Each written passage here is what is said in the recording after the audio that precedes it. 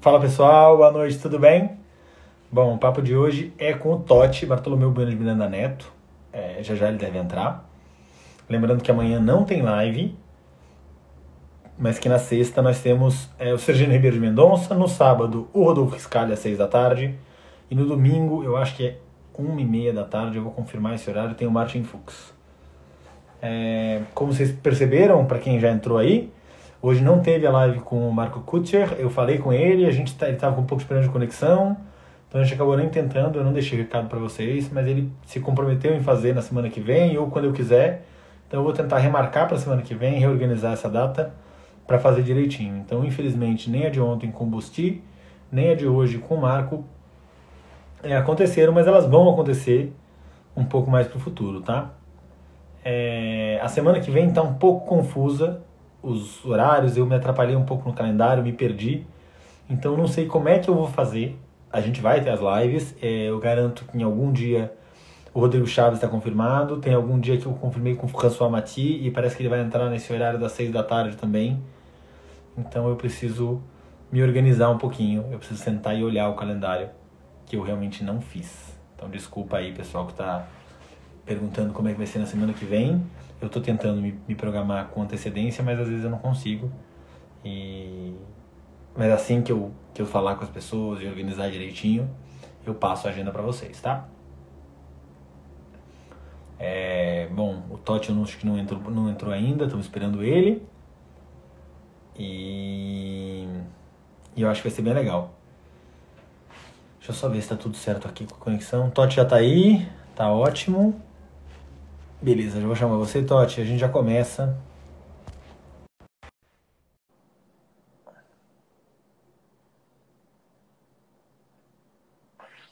Querem que eu vá pentear o cabelo? Não, meu cabelo tá tão bonitinho. Não tem muito como resolver isso, não. Fala, Totó. E aí, João, tá bom? Tudo Tudo, certo? tudo bom? Totti, eu vou pedir. Eu sei que você quer mostrar esses quadros incríveis que estão atrás, que depois você pode falar deles, mas baixa um pouquinho o seu celular pra gente poder ver você. Tá melhor? Tá melhor, tá boa. Bom, Totti, primeira coisa, queria agradecer você ter topado. Eu tinha comentado que demora um pouquinho, mas que eu já tinha marcado, assim, agendado você na minha lista há um tempão. Então, fico muito feliz de você ter aceitado o convite. É sempre um prazer imenso estar conversando com os Cavaleiros do Brasil e estar conversando com a história viva que a gente tem hoje, né? Ah, legal, João.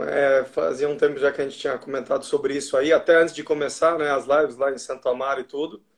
É um prazer estar aqui com você e todo mundo. E vamos aí das histórias e o que o pessoal tiver, né, a fim de conhecer e vamos falar um pouquinho do nosso esporte que vive um momento muito especial. Maravilha. Totti, eu abro todas as entrevistas com o mesmo papo, e você não vai ser diferente, que é quando, como e onde você começou a montar. No seu caso, eu até já sei, porque em outra live foi falado, mas cada história é uma história e nem todo mundo acompanhou todas as lives, então conta a sua versão dos fatos agora. Então, eu desde pequeno montava na fazenda, né, do meu pai, assim só para passear. E os meus pais eram separados. Meu pai faleceu, era bem pequenininho, tinha 7 anos. E um tempo depois a minha mãe casou com o Cadu Carvalho, que é irmão do Caio Sérgio. Eu comecei a frequentar um pouco a Ípica. Meu pai também era sócio da Ípica. Eu ia lá bem, bem jovem, mas não lembrava muito disso. Aí comecei a frequentar a Ípica de final de semana, tudo. Sempre gostei bastante de observar e tal, mas nunca com aquela vontade assim de começar a montar. E aí, um tempo depois, eles abriram o Horse Center junto com o Marcelo Malzoni. Foi uma escola de equitação de bastante sucesso que durou, acho que, se eu não me engano, uns 10 anos.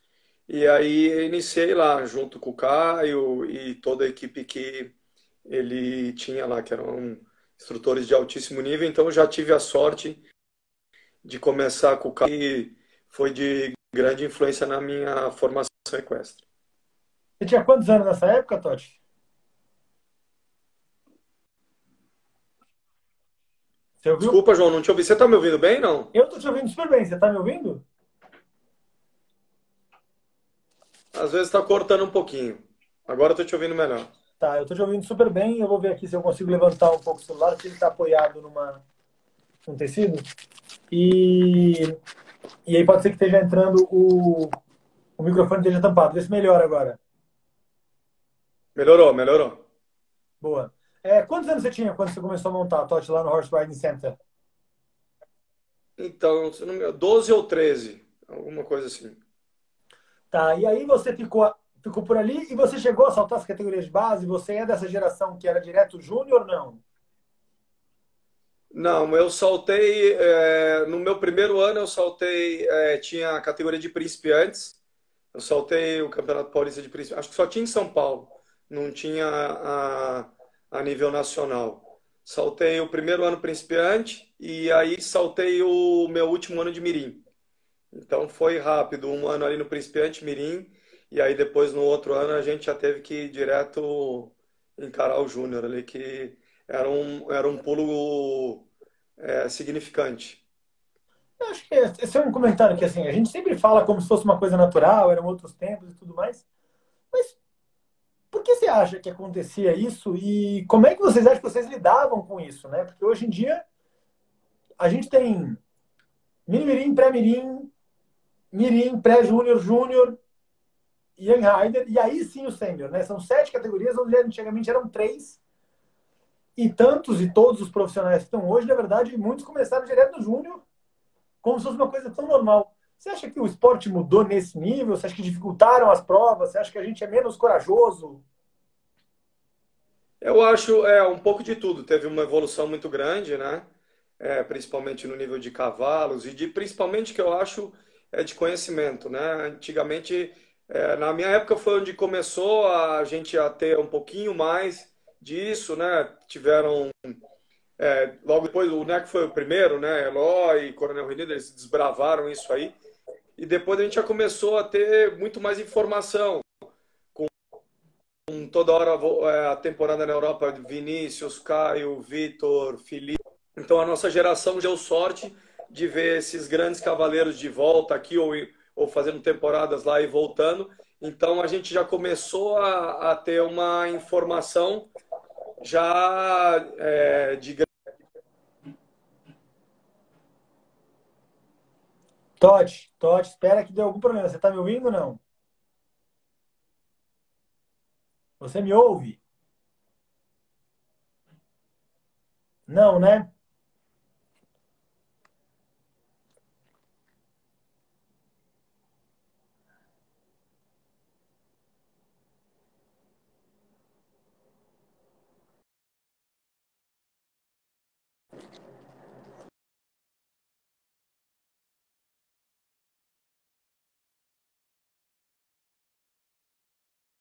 Gente, vocês estão me escutando ou não?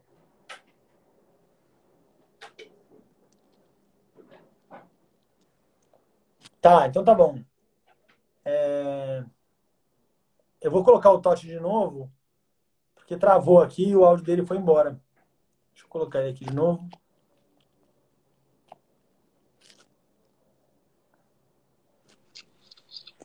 Voltou, Totti. Aconteceu Às vezes alguma coisa. acontece um pouco, dá esses problemas, e aí a gente vai conversando, é parte da tecnologia, é parte da graça do show. Tá. Tá conseguindo ouvir bem, não? Agora estou ouvindo muito bem de novo. Ok, perfeito. Enfim, eu não fiz essa pergunta para ninguém, então, de novo, acho que eu escolhi você dessa vez como sorteado, mas é um pouco isso. Com a evolução do esporte, não deveria ser mais fácil sair do principiante direto pro júnior, com a melhora dos cavalos e tudo mais? Então, o do príncipe, do Mirim para o Júnior, né? Sempre então, mas eu acho que como toda evolução, eu acho que essa categoria eu não sou contra. Eu acho que o pré-Mirim também ajuda. Eu acho que as outras, assim, por exemplo, os jovens cavaleiros ali é uma coisa que eu acho que pega um pouco, entendeu?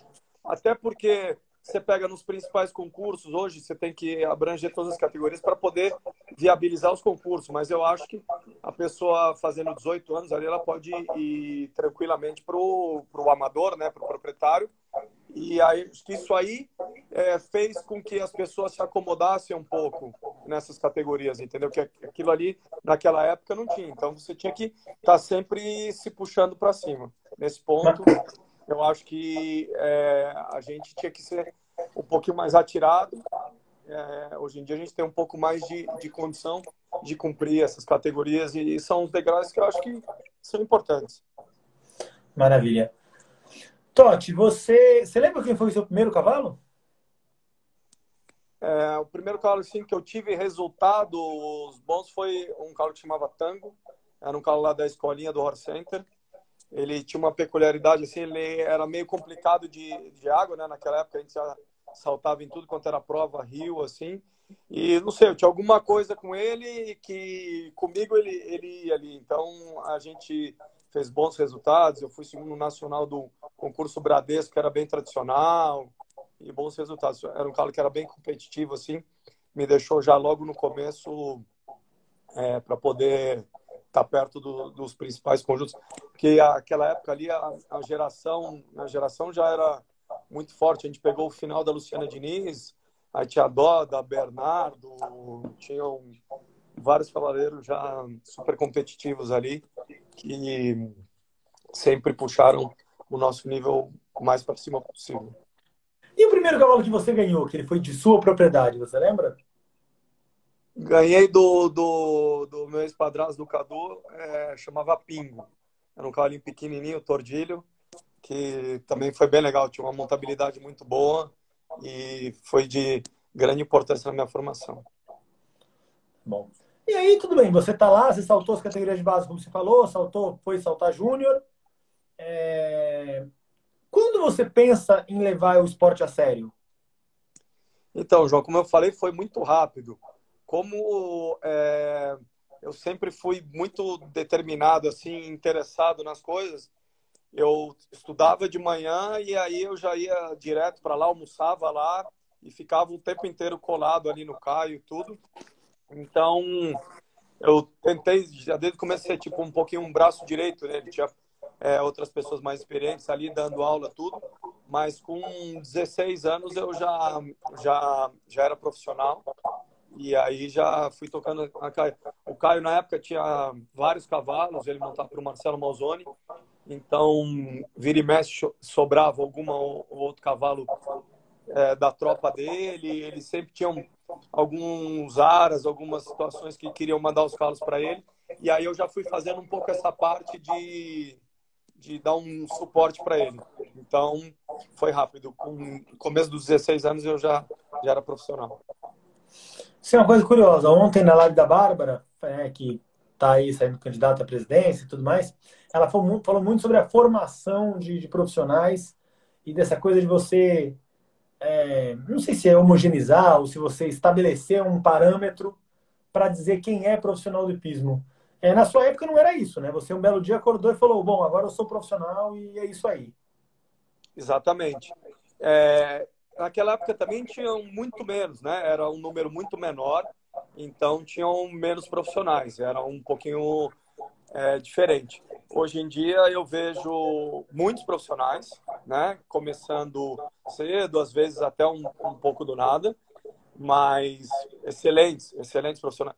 Mas uma coisa que eu falo há muito tempo é que eu acho que os profissionais tinham que ser graduados, entendeu? Você vai chegar num play tennis para começar a jogar, você sabe se você vai começar a ter aula com um pegador de bola, com primeira classe, segunda classe, um jogador de altíssimo nível. Então, acho que isso aí seria interessante. Até há um tempo atrás, na época eu dei um exemplo, que a gente poderia... O Coronel Renildo ainda era bem ativo, tudo. Eu dei 3 nomes, assim, para começar, eles tomarem conta disso para poder credenciar os profissionais, que era o Coronel Renildo, o Caio e o Vitor Teixeira, entendeu? Então, eu acho que isso aí é uma coisa que se a confederação tomasse frente disso aí, eu acho que seria de grande importância.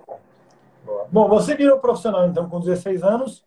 E você efetivamente nunca mais deixou, você nunca largou, nunca foi estudar outra coisa, você seguiu a carreira de profissional desde então.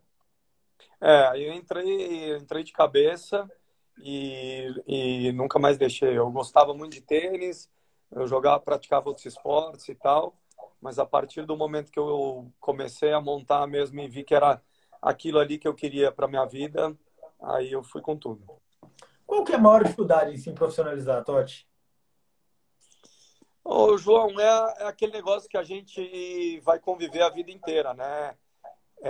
Tem outros esportes individuais que são diferentes, a gente depende muito do cavalo, às vezes você está num momento muito bom que você tem uma tropa, né, diferenciada, as coisas acontecem muito mais fácil para você, as situações aparecem, né?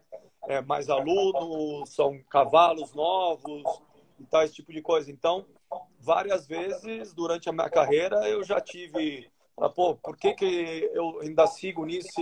De repente eu estava lá numa super forma, em atividade no maior alto nível, tudo de repente, tudo vai abaixo. Mas a gente sabe que é um ciclo, né? Que isso, se você trabalhar direito, se você se dedicar e tudo, isso pode voltar. A gente vê sempre que são dois, três, quatro cavaleiros que estão ali normalmente brigando. Aí você fala, putz, aquele ali sumiu e tal, cadê ele? Bom, de repente aparece um cavalo novo na vida dele, ele volta com tudo ali, e você vê que a gente tem a facilidade de poder ter uma longevidade grande, né, nesse esporte. Então, eu acho que você não pode perder o foco. Por mais que você esteja um pouquinho embaixo, tudo, você tem que acreditar que você pode voltar, né? E se você batalhar em algum pouco tempo, se você tiver firme ali, eu acho que você consegue voltar, entendeu? Acho que você não pode deixar passar muito tempo, né? Porque as coisas estão cada dia mais em evolução. Mas mesmo você estando sem competir no alto nível, se você tiver tendo troca de informações, viajando para fora e tal, eu acho que você consegue estar se mantendo atualizado e tudo. Na hora que você tiver o cavalo de volta, eu acho que qualquer cavaleiro de alto nível consegue voltar. Totti, você falou um pouquinho nisso, a sua resposta, de forma física. E quem acompanhou a sua história soube que você teve um momento fora de forma e que há alguns anos você realmente voltou a ter um shape atlético e tudo mais. Isso é uma coisa que eu geralmente nem boto nas lives, mas como você foi um grande exemplo nesse quesito, eu queria que você falasse um pouquinho da importância da condição física para o cavaleiro e do seu trabalho físico para se manter assim. Então, eu sou uma pessoa que eu adoro comer.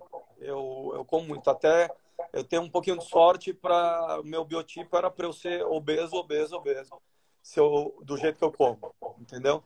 E há uns 5 anos atrás, eu estava bem acima do meu peso e eu falei, eu vou ter mais 15, 20 anos, talvez, no alto nível. E eu estava sem motivação, ia, montava 2, 3 quilos por dia, dava minhas aulas, assim, tinha preguiça.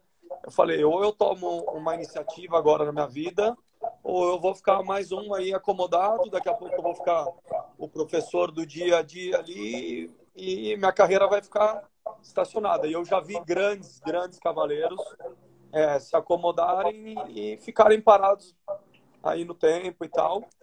Aí eu fui atrás, né? Peguei um nutricionista, fui fazer um trabalho de terapia para ver o que estava acontecendo comigo, por que eu estava sem motivação. Eu estava com bons cavalos novos, então eu falei, eu preciso dar uma virada, uma guinada nisso aí para poder voltar ao alto nível. Eu consegui durante 2, 3 anos ali, estava com uma tropa boa, competindo bastante, conseguindo ótimos resultados. Aí agora eu estava um pouquinho numa entre-safra o ano passado, mas há 2 anos, depois que eu fiquei sem esses cavalos da prova principal, eu falei, eu preciso também me mexer, né? Porque esses cavalos não vão cair do céu. A gente não tem mais os proprietários, né? O patrocinador é muito difícil. Então eu fiz algumas parcerias com alguns amigos e tal. Eu acho que eu vejo, por exemplo, o Zé Roberto, tem o Açael, alguns cavaleiros precisam se manter. Se a gente não botar o nosso na reta, é difícil de você conseguir parceiros. Então, me disponibilizei de algumas reservas minhas e tal, investi em 2, 3 cavalos e consegui ter uma parceria muito bem com o Aras Flores, que hoje em dia a criação dele evoluiu bastante. Então, tenho mais 2, 3 cavalos novos. Então, eu estou preparado para daqui 2, 3 anos voltar com uma tropa forte e de não só de qualidade, como também com um número bom. Porque a gente sabe que, infelizmente, pode acontecer que um ou outro cavalo nesse meio do caminho aí possa acontecer alguma situação de lesão e tudo, ou mesmo a gente sabe que os cavalos são para o meu usufruto, mas a gente não vai chegar, vai ter uma oferta, de repente, que pode ser recusável. Então, a gente tem que estar aberto para isso aí também, entendeu? Maravilha. Totti, eu vou pedir para você, ou se a Bianca estiver aí, ajustar a sua câmera, tentar deixar ela parada em algum lugar. Você deve estar com ela na mão, não tá? No iPad? Agora tá bom ou não? Agora tá bom. Você consegue botar um livro ou apoiar? Consigo. Manter aqui. Isso, porque senão você vai sumindo, vai ficando só aqui, ó. Tá bom, tranquilo. Bom, Totti, você. Qual foi o momento mais marcante da sua carreira? Eu acho que foi acho que eu tive dois, assim, que foram bem bacanas. O meu começo, assim, quando eu tive uns resultados melhores, assim, logo quando eu voltei da Europa, que eu fui lá, fiquei um tempo com a Cláudia, lá com o François Mati. Não, então calma, vamos contar a história da Europa. Uhum. Que é isso, eu estou tentando manter a cronologia, mas como as lives elas vão indo, eu não sei toda a sua história para poder montar a cronologia. Quando você foi para a Europa e por quê? Então, a Cláudia se mudou para a Europa lá, ela casou com o François Mati, e ela me mandou um cavalo, chamava Benetton. Aí eu fiquei com esse cavalo um tempo, trabalhei ele tudo, a gente saltou, ele chegou acho que com 7, 8 anos, ou talvez 6. Eu fiquei um ano e pouco com ele. Ele começou a fazer os grandes prêmios e a gente vendeu ele super bem.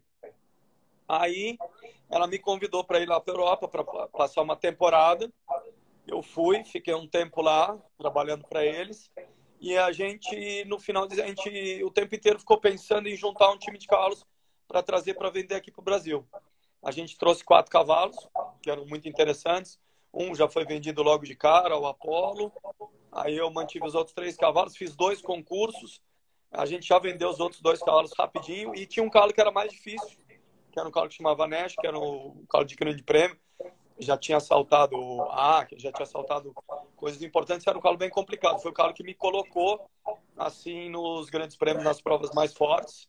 Eu tive ótimos resultados com ele, participei do Campeonato Brasileiro de Seno, fui segundo num Pão de Açúcar e tal. Essa foi o primeiro boom, assim, que foi bem legal. E aí depois teve a fase do Doane e da Brenda. Foram 2 cavalos que durante muito tempo, o Doane eu peguei ele com 3 anos e meio, a Brenda com 6 anos.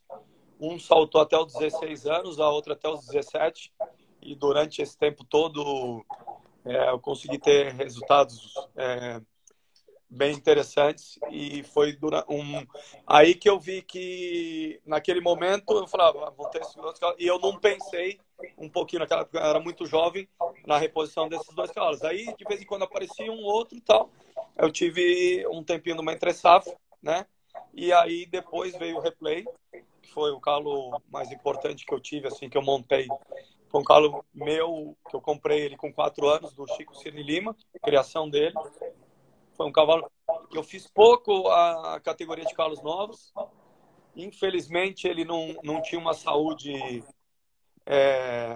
espetacular. Desde novo, ele tinha alguns probleminhas. Tanto que a carreira dele não durou muito. Ele, com 13 anos, eu tive que aposentar. Mas foi um cavalo que, aonde ele participou e tudo, a gente conseguiu resultados sensacionais. Bom, já que você está falando do replay, eu coloquei o vídeo dele aí para rodar. Fala um pouquinho dessa prova. Isso aí foi em 2006, um grande prêmio lá do El Capricho, que essa viagem foi espetacular em todos os sentidos, né? A gente foi para a Argentina com 18 cavalos. Teve o Odessur, que foi a primeira vez que teve a parte equestre, né? Foi uma equipe... Aí a confederação resolveu levar duas equipes, né? Uma até 30 anos, para os cavaleiros pegarem um pouquinho de experiência, que era essa primeira, o Capricho eram 2 semanas. A primeira semana o Odessur era 1,45 m, e aí tinha a Copa das Nações e o Grande Prêmio 1,60 m no domingo. O Brasil foi vice-campeão por equipe no Odessur, e na época o Lucas Coimbra montava comigo, ele foi campeão individual, o Zé Roberto foi medalha de prata. O Grande Prêmio de domingo da primeira semana ganhou o João Eduardo, e nós fomos segundo na Copa das Nações. Se não me engano, a gente perdeu para os Estados Unidos. E aí, na segunda semana, tinham 2 grandes prêmios. O de sexta-feira da Copa do Mundo e o de domingo, que era esse grande prêmio, que é um grande prêmio forte, 2 voltas.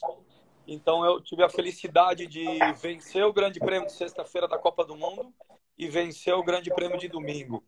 Então, para mim foi o concurso da minha vida. Eu ainda fui terceiro no derby com a Brenda. Então, eu fui o melhor cavaleiro do concurso das 2 semanas e vencendo os 2 grandes prêmios. Então, foi além da turma toda, sabe? Todo mundo super unido. Foi uma situação que eu vejo que acontece hoje na equipe principal do Brasil, né? A gente tem vários nomes aí. Eu vejo que todo mundo está super positivo ali, independente de quem está na equipe ou não. Eu acho que a gente nunca teve tantos conjuntos de qualidade e o pessoal se dando tão bem. Acho por isso que a gente está nesse nível, né? Ganhando várias Copas das Nações e tendo esses resultados espetaculares. Quem saltou com você essa Copa das Nações, você sabe de cabeça? A nossa equipe era eu, Fábio Leivas, o Cezinha e o Denis Gouveia, que foi para lá porque ele vinha liderando a Liga Sul-Americana. Precisava fazer um bom resultado lá para manter, ele conseguiu, e no ano seguinte, em 2007, ele saltou a final da Copa do Mundo em Las Vegas. Boa, eu vou testar sua memória. Você lembra os conjuntos? Não. Eu, Replay, o Cezinha, claro que ele foi medalha de ouro no Pan-Americano, é o singular, Chapa, né? ou singular? Singular. O Fábio com o cavalo que a Lois saltou Pan-Americano. Philips, e o Denis com a Nantes. Boa. E a equipe do Odessur era o Zé Roberto Longneck, o Tirinete com o cavalo Joter dele, o Zé Luiz no Olímpia e o Eric Zorzeto no Máquina Voadora. Mas foram outros, o Paulinho Stuart foi o Grilo, o João Eduardo, acho que o Vinícius também, foi bastante gente. Acho que a gente levou 6 containers. Genial. Só para me corrigir, não é Filipus, é Philip. O cavalo que ele saltou lá, que é uma lasão grande. Isso, frente aberta. Exato. Isso. Você falou um pouquinho já dela, eu vou pedir para você contar a história dela até para eu poder passar o vídeo, mas ela talvez tenha te dado o apelido de Papaderby do Brasil, que foi a Brenda. E aí tem um vídeo dela aqui. Tem um vídeo dela aqui. Queria que você contasse um pouquinho a história dela. Você falou que pegou ela com 6 anos e tudo mais, mas eu queria entender um pouco mais de quem era a Brenda e da importância dela na sua carreira. Então, a Brenda, o Dr. Arthur, que era um advogado que eu trabalhava para ele, proprietário do Aras Bona Fortuna, onde eu trabalhei 12 anos, ele tinha acabado de comprar ela do Peixotinho, e o Doda estava dando uma clínica na Hípica de Cutia, que era a vizinha do Aras dele. E, por acaso, num dos dias da clínica, eu estava montando lá no Aras, e ele me ligou e falou: ô Totti, dá um pulo aqui, porque o teu aluno tá montando uma égua aqui que é bem interessante tudo, mas ele tá tendo problemas com ela, tudo. Vê se você consegue dar um pulo aqui, dar uma sentida e tal. E aí eu montei, ela tinha dado uns refugos nele e tava meio acuando. Aí foi bom até porque foi um pouco no começo meu e do Dr. Arthur, então eu não tinha total liberdade para falar para ele que ele estava montando um calo novo, que ali não era o ideal e tal, e que não tinha sido uma compra feliz para ele, né? Porque ele precisava de um calo experiente para suprir. Ele era um amador que saltava 1,10 m ali, master, já tinha uma certa idade, não podia correr riscos e tudo. O Doda me ajudou até nesse ponto aí da conversa. Aí o o primeiro contato meu com ela e tudo, eu apanhei durante quase um ano, assim, oscilava muito entre bons e maus resultados. Aí depois disso ela se firmou e aí foi um cavalo que me deu inúmeras vitórias, inúmeras vitórias. E não, o derby, ela acabou vencendo 2 derbys, mas o cavalo que me deu mais vitórias em derbys foi o Nash, que me deu um pouco mais vitórias, mas ela também ela ganhou, não sei se 2 ou 3. Bom. Tati, você acabou respondendo um pouco por cima, assim, você não fez não deu um momento, mas você falou, foi importante aquele momento que eu ganhei no começo da minha carreira, e você ia falar um segundo momento que você não fala. Qual foi o momento mais marcante da sua carreira? Então, eu acho que foi esse aí do replay dessas vitórias, esses resultados, e quando eu consegui aqui, na seletiva aqui do Brasil, junto com a Camila, a vaga para poder ir disputar, junto com o pessoal lá da Europa, o final das seletivas para a Olimpíada de Beijing. Foi duas seletivas aqui, uma na Hípica Paulista e depois o Brasileiro de Sênior lá em Deodoro. Nesse ano não teve o índice. No ano anterior teve o índice, teve a primeira seletiva em São Paulo, que eu fui muito bem. Eu saí, eu não sei se colado no Vitor, empatado assim, ou logo atrás dele. Mas o replay teve uma lesãozinha, porque o piso naquela época tinha um caulim, né? E choveu muito, tanto que até a prova foi adiada. O Palácio foi embora e deixou uma pista ali para a gente saltar, que era mais do que um Pan-Americano. Todo mundo reclamou e tal, mas era o que a gente tinha que saltar. E aí ele teve uma pequena lesão. Eu ainda fiquei muito em dúvida, acho que a gente tinha 2 semanas pro Rio. E como eu sabia que ele era um cavalo que tinha que ter muito cuidado, eu fiquei naquela, vou, não vou. A gente fez um ultrassom, eu não estava muito animado para ir e tudo, porque eu falei, pô, é o meu único cavalo e tal, eu tenho que cuidar dele. Eu falei, de repente, para frente, eu vou conseguir ter ele numa condição melhor. Aí a gente acabou resolvendo levar. Aí saltei o primeiro dia, fui até bem, fiz uma falta ali na caça e tal, mas eu não senti que ele estava bem. Retirei ele do campeonato, aí seguimos tratando ele. Acabou ali o meu sonho do Pan-Americano. E aí o ano que vem, depois, no final do ano ele já está... E o ano que vem, o ano seguinte, ele voltou muito bem, fez um ano espetacular. E eu consegui ter essa possibilidade de ir para a Europa, fazer a temporada lá. Que eu acho que foi bom, eu fiz excelentes concursos, 2 5 estrelas, 2 4 estrelas e tal. Bons resultados. E no final das contas, só que o negócio funilou ali mesmo, ele deu uma pitadinha. E no último concurso em Falsterbo, o resultado dele não foi dos melhores. E eu também tinha consciência que naquela maneira ali eu não poderia me apresentar bem na Olimpíada. Foi o que aconteceu, a equipe foi coesa e a Camila, que a gente estava disputando, né? Foi com todos os méritos lá e acabou, no final das contas, sendo o melhor resultado do Brasil. Maravilha. E aí, depois de tudo, foi de grande experiência, tão gratificante, que depois, no ano seguinte, eu voltei e aí acabei sendo o campeão brasileiro de sênior com ele. Muito bem. Eu fiz essa pergunta para algumas pessoas e eu vou refazer ela para você. Você já falou um pouco dos cavalos, mas eu vou tentar firmar, porque até tem uns projetos depois de usar isso para catalogar, então tem que ter a mesma pergunta para todo mundo para poder juntar as respostas. Eu queria que você escolhesse 3 cavalos na sua carreira. Um cavalo que é o cavalo da sua vida. O segundo cavalo, quem era o cavalo do prêmio, o cavalo que sempre estava classificando e ganhando as provas. E o terceiro cavalo é aquele cavalo que escapou, que você não deu continuidade. Isso é fácil. O replay, com certeza.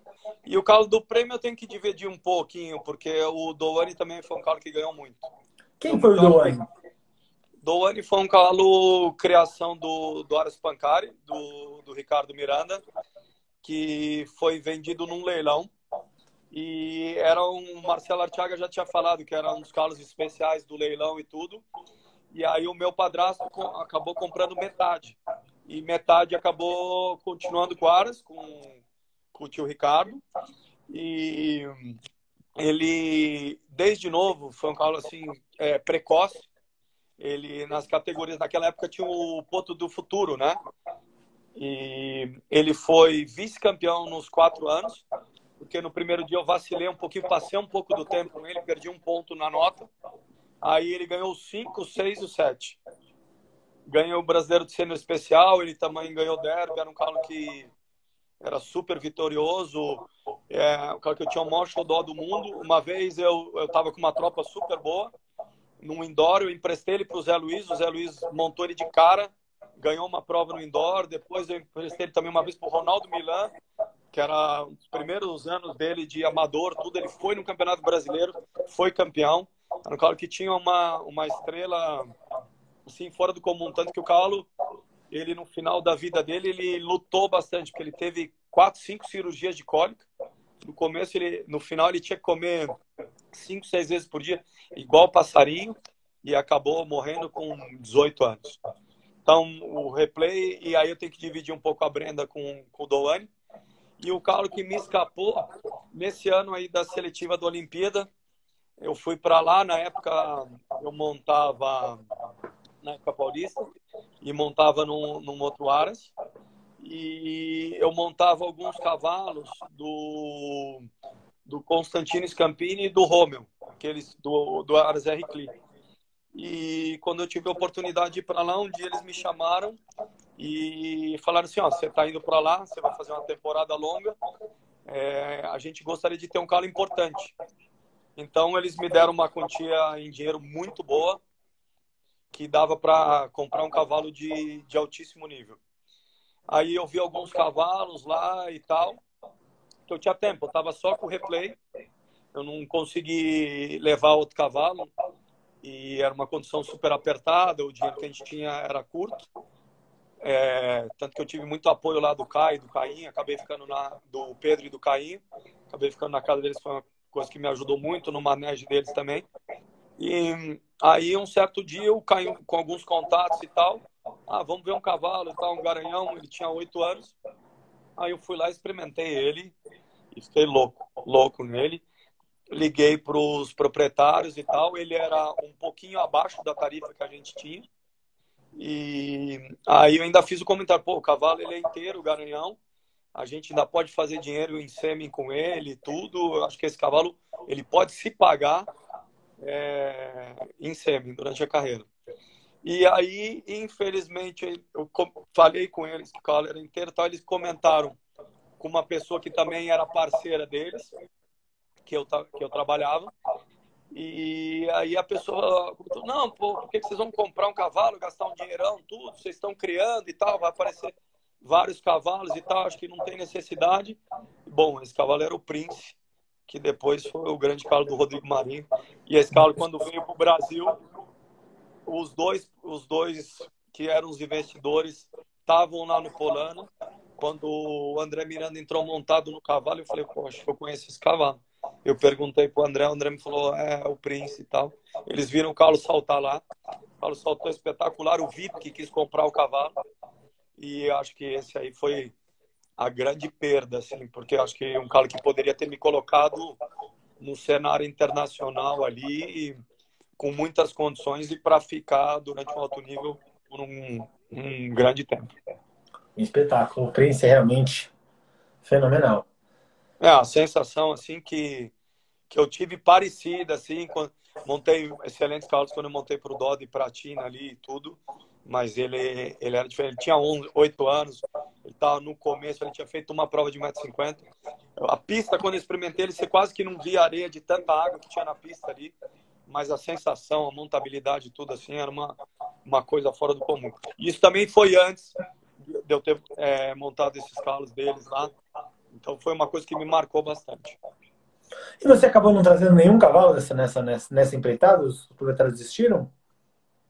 Não, aí depois disso aí já tá no final, e aí como eles não desistiram, fizeram um pouquinho a cabeça deles, aí eu falei assim, pô, eu não vou ficar insistindo e tal, porque a partir do momento que cortaram ali o negócio, eu falei, deixa eu ficar na minha, aí é aquelas coisas que a gente tá falando, né? As coisas vão e vêm, aí depois disso aí, eu ainda fui parceiro do Constantino no Keep on Fighting, que a gente comprou ele em sociedade, depois o cavalo ficou para a Júlia, aí ela ficou um tempão ali com o Caio e com o Zé. Hoje em dia eu tô dando aula para ela, a gente tem parceria em 2 cavalos novos, então é aquilo que eu falo, o mundo, né, ele dá voltas, a gente sempre tem que pensar que as coisas podem voltar. Então, por isso que eu falo, para quem é muito jovem, tudo, ter calma, não desistir, porque a gente pode, ao mesmo tempo, estar lá em cima, de repente você está por baixo e a coisa vai voltar. A gente tem que acreditar que volta. Totti, tem também ali, acho que você tem acompanhado as lives, tem esse batidão de perguntas que eu vou fazer agora, meio que para sentir aí a questão do tempo antes de abrir para as perguntas e entrar naquela parte que é mais de debate. Se você pudesse escolher um cavalo do Brasil, qualquer cavalo atual do Brasil, para você ter embaixo da sua cela aí por um concurso, que cavalo você queria saltar? Tem que ser um ou pode ser dois? Pode ser dois, tô bonzinho. Então tá bom. Para não todo mundo só fala do Azrael, então eu vou fazer uma dupla com o Azrael e Chicago.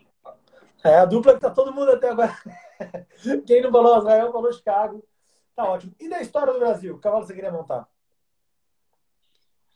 Ah, a gente teve. Eu acho que cavalo assim, você pensa. Bom, aí entra no cavalo que eu montei, que eu vi saltando aqui. Aí para mim é o Prince. Tá, pode ser. Um cavalo do mundo atualmente que você queria passar a perna? Eu acho que é a Cristaline. Espetacular, da Adriane Srenach. É um cavalo Isso. da história do mundo. Eu vou falar um que eu acompanhei muito, vi saltar lá pessoalmente. Eu acho que ninguém comentou dele ainda. E eu falo disso porque eu acho que ele colocou um cavaleiro bom, mas não todos esses daí que a maioria das pessoas comentaram tiveram gênios, né? Gênio. John Whittaker Milton, Big Ben Ian Miller, Rodrigo Balubé, né?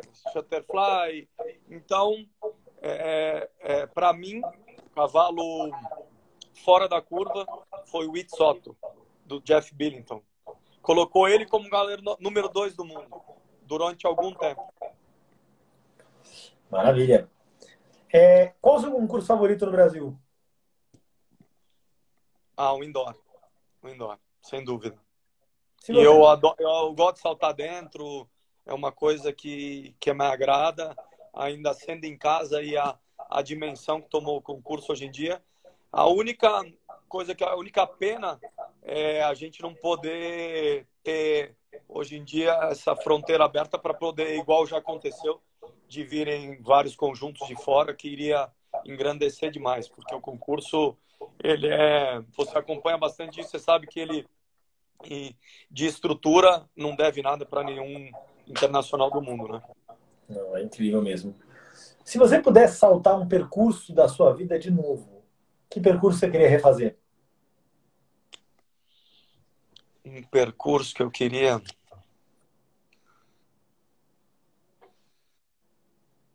eu acho que talvez um dos percursos do brasileiro de sênior, que no segundo dia eu fui o único 0-0. Foi um brasileiro de sênior armado pelo Luke Musetti. Acho que foi a primeira vez que ele armou aqui no Brasil. E um armador excepcional que infelizmente a gente perdeu, né, ano passado, retrasado. Uma pessoa super acessível, assim, muito inteligente, humilde, e que aprendi bastante com ele. Era uma pessoa que, quando a gente estava montando lá no Doda, ele ia lá uma vez por semana montar os treinos para a gente, tudo. Muito inteligente, e foi uma pessoa que me ensinou muito nesse quesito aí também de armação, de treinamento e tudo, que é uma coisa que eu me interesso bastante. Top. Quem é um cavaleiro no Brasil que te inspira? A gente tem... Eu tenho dois hoje em dia que eu acho que estão um pouquinho fora da curva, acima de todos, que eu gosto bastante, que é o Zé Roberto e o Marcelinho Savaglia. Hoje em dia, eu acho que eles estão um furo acima dos demais por serem competitivos ao extremo, por estarem com dois cavalos que são dos poucos cavalos que a gente pode colocar um grande prêmio hoje do nível que tem que ser e eles vão conseguir fazer assim, como manda o figurino, né? Bem feito. Porque a gente tem, vamos dizer, se a gente tiver 4, 6 grandes prêmios desses, a gente sabe que de vez em quando pode um conjunto ou outro dar um tiro, mas a gente sabe que para se manter ali fazendo bem feito e tudo, são os dois mesmo. Muito bom. Totti, essa pergunta já é mais polêmica, mas de qualquer maneira, Dream Team do Brasil, para você. Então, como eu falei outro dia para o Pedrinho, eu gostaria de fazer dois, tá? Um pouquinho mais da antiga, só que tem um cavaleiro que ainda está em atividade. Foi o que eu falei, que não dá para duvidar muito dele, que ele fala que ele quer ainda fazer uma Copa e tudo, e não dá para falar que ele não vai fazer, porque ele sempre que ele teve a prova, ele executou. Então, uma seria o Coronel Renildo, Neco, Felipe Alfinete. Boa. E a outra, Rodrigo Pessoa, Marlon, Bernardo e Pedro Vênus. Também. Totti, quais são os seus projetos? A gente tem ainda 15 minutos desse pedaço da live, antes de eu abrir para as perguntas das pessoas. Quais são os seus projetos para o futuro? O que você ainda almeja no esporte? Então, eu acho que com esse time de cavalos que eu consegui montar e que eu ainda estou tentando fortalecer ele, a hora que eu tiver um time de 3, 4 cavalos assim, né, conseguir um suporte, que eu tenho parceiros aí que estão bem animados e eu sei que topariam isso, fazer uma temporada fora com condições de poder disputar um pouco, né, uma vaga, que eu ainda tenho essa vontade. Eu já participei de várias Copas e tudo, mas eu não participei ainda de nenhuma equipe de Pan-Americano, Mundial e Olimpíada. Isso ainda é um sonho que eu acho que pode ser realizado com bastante dedicação, trabalho e tal. A gente sabe que isso ontem, eu acho que a Bárbara conseguiu animar muita gente, né, daqui. A gente ouve muito, né? Poxa, a gente tem que ter mais condições aqui e tudo. Eu acho que eu já tive lá, né? Eu já tive essa oportunidade. Eu acho que a gente tem que ter o pé no chão. A gente está muito distante. Então, essa aproximação nossa a gente tem que ir diminuindo essa distância, né? Então, a gente vai ter que subir o nosso nível aqui e tudo. E eu sei que saindo daqui, indo direto para lá, eu não vejo chance. Então, eu acho que tem que ter um time ali de 3, 4 cavalos, né? Para poder, ou Estados Unidos, fazer uma temporada e depois seguir para a Europa, ou se Deus quiser, ir direto para lá. Porque eu gosto, já competi ali em Wellington, nos Estados Unidos, tudo eu gosto ali do esquema, mas eu acho que a Europa é outro patamar. Né? Então, se a gente quiser mesmo almejar, tem que ficar lá com os melhores mesmo e aproveitar esse momento do Brasil, essa abertura ali de todos os cavaleiros ali que estão dando apoio para todo mundo. Você vê que as pessoas hoje se ajudam demais, né? Você vê, o Ravi foi para os Estados Unidos, estava um pouco ali, o Rodrigo já padrinhou ele, e a gente tem excelentes cavaleiros e eu vejo todos esses daí muito abertos, né? Não tem aquele negócio, putz, é mais um aqui para encostar, tá perto do meu calcanhar, alguma coisa. Eu vejo de outra maneira. Então, isso aí é uma motivação maior para todo mundo que está aqui. Maravilha. Totti, eu acompanho você há poucos anos. Eu lembro de você quando eu era mais novo, para não falar pequeno, para não entregar na cidade, né? Com a Brenda, com o replay e tudo mais. Mas você era um velocista nato. Você era um cavaleiro muito competitivo da prova. Era desse sangue no olho e galopava como se não houvesse amanhã. E você, aparentemente, a pergunta é essa: se isso foi uma mudança opcional ou se é uma questão um pouco do momento do cavaleiro, se tornou um cavaleiro mais conservador. Você é um cavaleiro que anda muito no zero, muito correto, muito competente, mas você deixou de ser tão velocista. Isso é uma evolução da sua equitação? Você refinou ela e é um pouco menos loucura? Ou isso é só uma questão de faltar o cavalo velocista da prova para correr mesmo e ir para a prova? Não, eu acho que é o seguinte, hoje em dia a gente tem muitas e muitas provas de velocidade. Naquela época também tinha. Eu, por exemplo, tinha o Doane e a Brenda, eram dois cavalos que não mudavam muito. Se eu entrasse hoje full e tivesse domingo, entendeu? Uma outra prova importante. Isso são características de cavalos. Aí depois, recentemente, por exemplo, a Confidência, né? Ela é mais rápida, ela ganhou algumas provas e tudo, e em cima de cavalos rápidos. Ganhou um grande prêmio no Larissa, no desempate, em cima do Landinho, com a cavalo muito rápido, né? Outras situações também, na época paulista, tava todo mundo, Zé Roberto, o André, acho que a gente fez o trio ali e tal. Mas era uma que, se eu andasse com ela toda, ela tinha um pouquinho de temperamento. Então, saiu um pouco do ponto. E eu acho que isso é uma coisa que a gente começa a pensar também, porque naquela época era um pouco diferente, tinha isso dos cavalos. Hoje em dia, se você acompanhar bem, acho que a experiência vai dando um pouco isso para a gente, né? Você vê muito, é raro, né? Você vê uma pessoa lá que ataca, por exemplo, no primeiro dia e você vê ela ter um bom resultado no Grande Prêmio. Aí você pega, por exemplo, as exceções. Por isso que, além de tudo, você tem que dar todos os méritos pro conjunto do Zé Roberto com o Açael. Ele pode ganhar quinta, sexta e domingo. O carro dele vai estar igual. O carro do Marcelinho, por exemplo, já não é a mesma coisa, né? Você vê, ele pode ser competitivo ali e tudo, mas ele já não pode ir da mesma maneira em todas as provas. Então, são poucos os cavalos e os conjuntos que você consegue que tenham essa performance assim, sem você mudar. Então, eu vejo um pouquinho dessa maneira.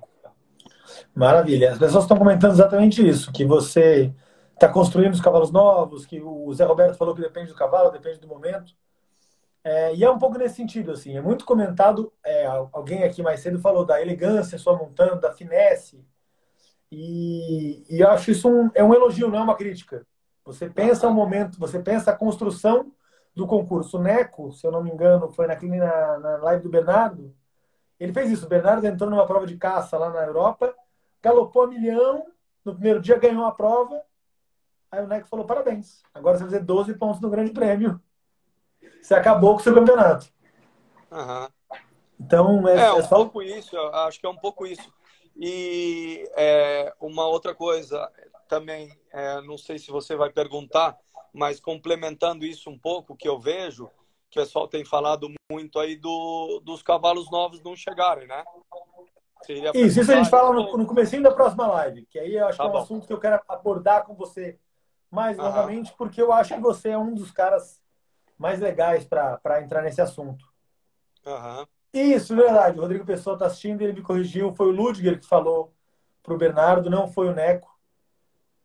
Foi o Aham. Berbaum que falou para ele. Obrigado, Rodrigo. Deixa eu só pegar aqui que tinha vindo uma pergunta legal. Eu queria que você falasse um pouquinho antes da gente entrar na. É a última pergunta desse trecho. Quem é essa tropa que você está apostando tanto? Conta um pouquinho pra gente quem são esses cavalos seus que estão chegando. É, bom, tem um cavalo que eu comprei há 2 anos atrás com o João Gilberto Freire, que é o Calum BR, que é um Canã, na Olímpia, que é uma que já produziu bastante cavalos interessantes. Ela já é mãe do Torlando, que foi da cela da Anelisa, da Karina.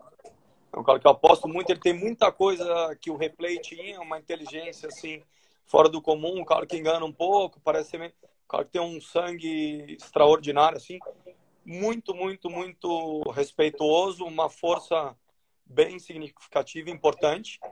É, Aí eu tenho duas éguas do Aras Flores, a Sina e a Uriele, uma de 6 anos, uma de 5 anos. Eu tenho também uma égua que eu comprei o ano passado na Argentina, que é uma irmã própria de um cavalo que já foi da equipe da Irlanda, que foi muito importante, que é o Antelo Z. Um outro irmão dela também, os dois irmãos dela saltaram o mesmo campeonato do mundo lá da Normandia, que eu acho que também é fora da curva. Ela tem tudo, tudo, tudo, tudo. Montabilidade, uma cabeça fora do comum, que é um condomínio que eu fiz com Aras Flores. O Constantino acabou entrando nela agora. E uma outra que a gente comprou também lá, que é da linha da Ratina. Essa já tem um pouco mais de idade. Ela foi domada no passado com 7, mas eu acho que esse tempo que ela passou aí para trás, num futuro, não vai ser perdido. Acho que ela pode chegar também, chama Cedra. Também toda qualidade. Então, eu acho que é um time de cavalos bem interessantes, que eu acho que tem toda. Eu já tive alguns cavalos novos bons, então eu posso falar com propriedade que são 4, 5 cavalos, talvez um pouco mais aí, de exceção. Espetáculo. Totti, faltam 5 minutos, teoricamente, para estourar a hora dessa live, mas eu quero que a gente já comece a abordar aqueles temas que eu acho que são mais debatíveis. Então, eu vou já falar para a gente encerrar esse trecho, abrir a próxima e aí a gente começar as discussões. Pode ser? Claro, perfeito. Então tá bom, pessoal. Volta daqui a pouco. É aquela hora que vocês vão mandar as perguntas. Eu tenho um monte de coisa aqui anotada para falar com o Totti. E aí a gente volta e continua, ok? Então até já.